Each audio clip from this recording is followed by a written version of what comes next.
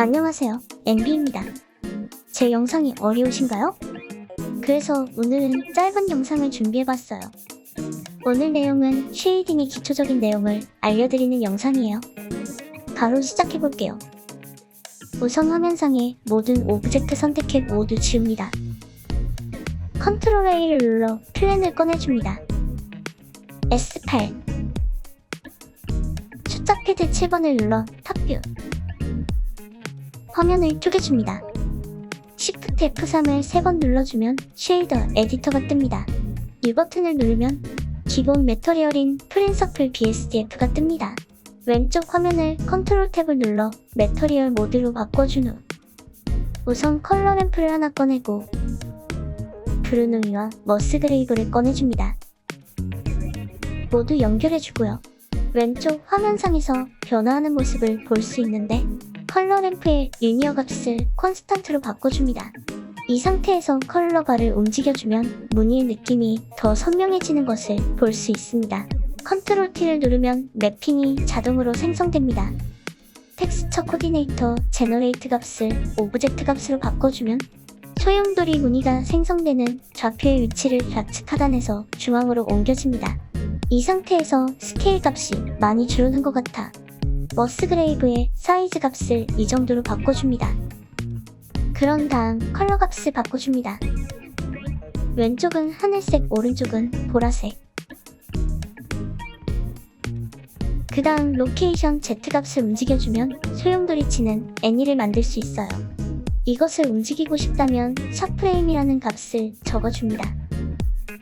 스페이스바를 누르면 플레이가 되는데 속도가 너무 빠르네요. 샤프레임 뒤에 곱하기 0.003을 더 붙여줍니다.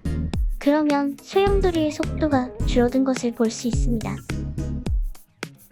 다음은 범프 값을 꺼내주고 새로운 컬러 램프도 꺼내줍니다. 그리고 브루노이와 머스그레이브 값을 좌측으로 밀어준 후 베이스 컬러와 동일한 값을 이어줍니다. 그 다음 범프와 노마를 연결해줍니다. 이 부분의 자세한 사항을 더 알고 싶다면 다음 영상을 참고해주세요. 우측의 화면을 드래그하면 소용돌이 무늬에 입체감이 생긴 것을 알 수 있어요.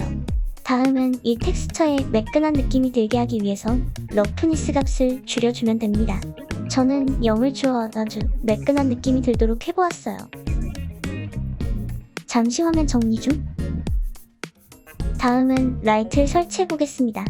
컨트롤 탭을 눌러 파일 메뉴가 나오면 마우스 커서를 상단에 렌더드로 드래그 에어리어 라이트를 꺼내줍니다.